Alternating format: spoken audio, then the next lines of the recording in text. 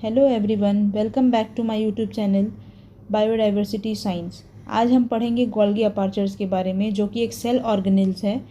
तो इसके पूरे स्ट्रक्चर्स के बारे में हम पढ़ेंगे, इसका फंक्शंस, इसका डायग्राम क्या है, वो सारी चीज़ें हम इसमें पढ़ेंगे। स्टार्ट करते हैं हम लोग। तो गोल्गी अपार्चर्स जो होते हैं उन्हें हम गोल्गी कॉम्प्लेक्स और गोल्गी बॉडी नाम से भी जानते हैं। ये मेम्ब्रेन बाउंड यूकैरियोटिक सेल्स के ऑर्गेनेल्स होते हैं।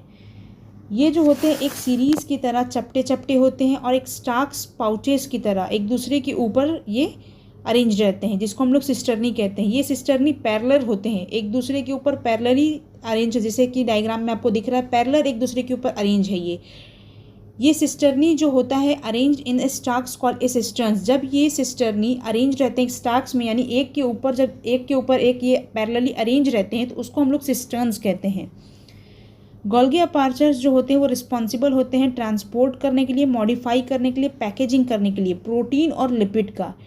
ये प्रोटीन और लिपिड को वेसिकल्स में ट्रांसपोर्ट, मॉडिफाई और पैकेजिंग करता है और फिर बाद में उसको डिलीवर करता है उसके टारगेटेड डेस्टिनेशन पे, यानी जहाँ भी उसकी ज़रूरत होती है उसको वहाँ पे वो ट्रांसपोर्ट कर देता है।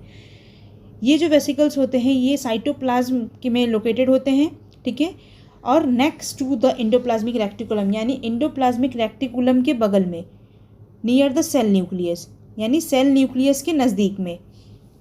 इसके दो फेज़ होते हैं, एक होता है सिस फेज और एक होता है ट्रांस फेज। सिस फेज जो होता है वो न्यूक्लियस के पास लोकेटेड होता है और ट्रांस फेज जो होता है वो प्लाज्मा मेम्ब्रेन्स के नज़दीक में लोकेटेड होता है, ठीक है।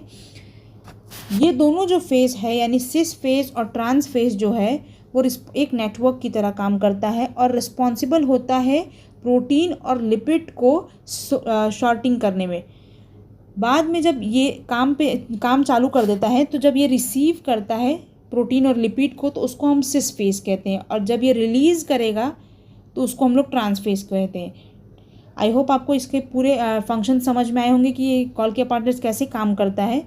अब हम पढ़ेंगे इसको किसने डिस्कवर्ड किया है। चलिए स्टार्ट करते हैं, गोल्गी अपार्चर्स के बारे में और उसके कुछ फंक्शंस के बारे में, ठीक है। चलिए स्टार्ट करते हैं। तो पहला हमारा टॉपिक है who discovered the Golgi apparatus. तो स्टार्ट करते हैं यहाँ से। द गोल्गी अपार्चर्स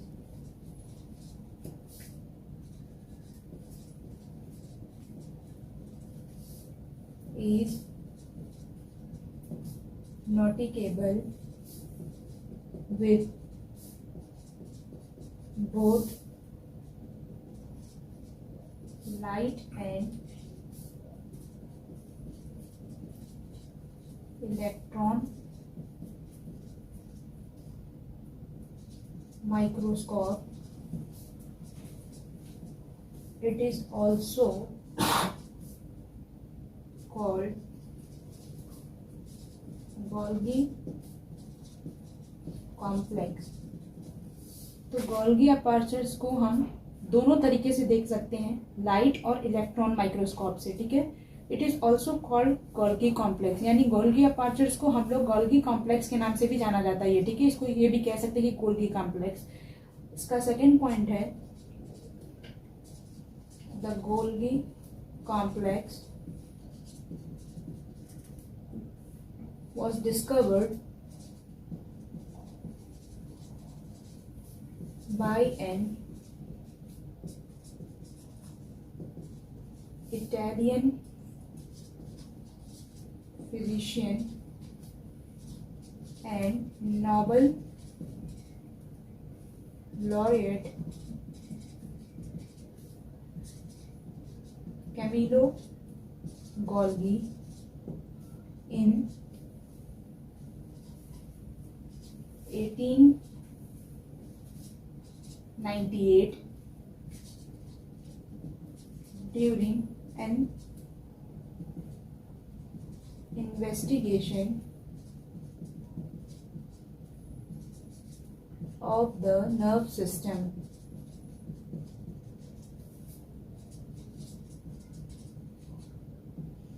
तो गोल्गी कॉम्प्लेक्स को सबसे पहले डिस्कवर्ड इटालियन के फिजिशियन और नोबेल लॉरिएट कैमिलो गोल्गी ने किया था इन 1898 में।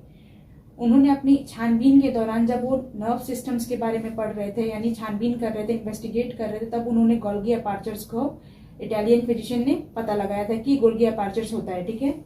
अगला पॉइंट है हमारा its electron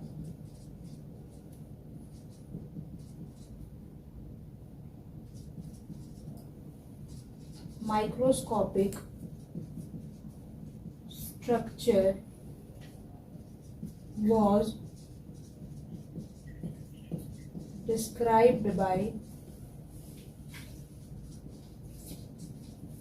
Dalton and Felix in 1954। हमने पहले ही पढ़ा कि गोल्गी अपार्चर्स को हम लोग दोनों लाइट और इलेक्ट्रॉन माइक्रोस्कोप में देख सकते हैं। तो जब इलेक्ट्रॉन माइक्रोस्कोप से गोल्गी अपार्चर्स को डिस्क्राइब किया सबसे पहली बार डेल्टन और फेलिक्स ने 1954 में। ठीक है, अब इसके 4 फंक्शंस देख लेते हैं हम लोग यहाँ पे।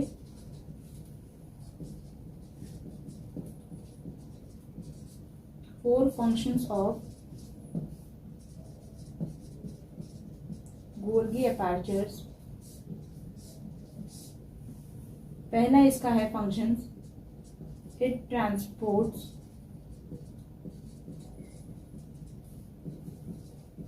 Proteins into small